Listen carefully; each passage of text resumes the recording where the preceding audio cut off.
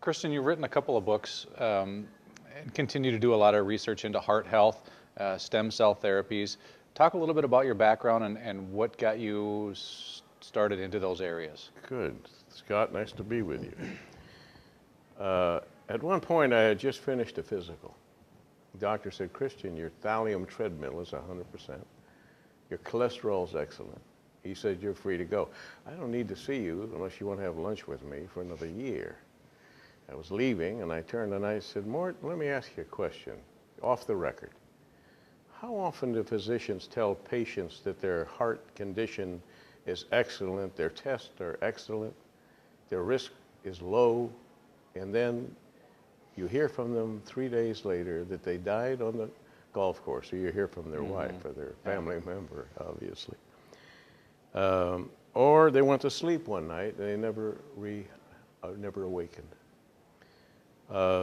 He said it happens all the time. He said, you know, we doctors are in the business of saving lives. And whenever we lose a patient, it's very distressing. He said, there's so much we don't know about. And I left.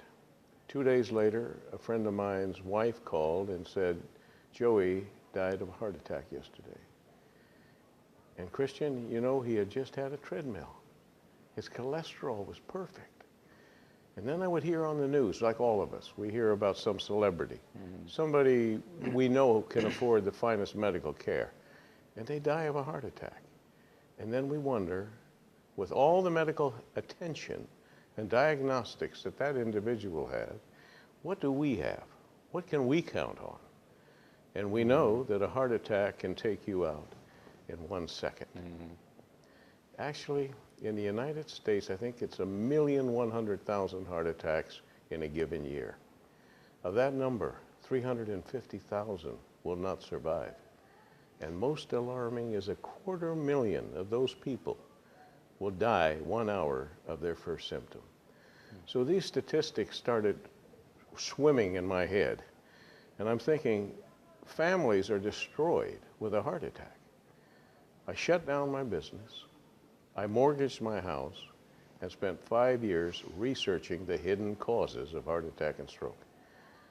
And at the time I was writing, I had no idea that anyone would even think about endorsing the book, particularly well-known doctors. When I got finished, Scott, I sent 5 copies out. 5 directors of major universities, directors of cardiology, endorsed the book. And then I felt I had the credibility.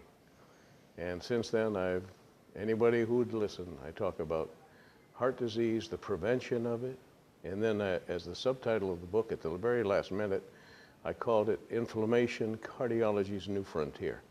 And at that time, nobody was talking about inflammation's role in heart disease. And now we know it's the basis for most all chronic disease.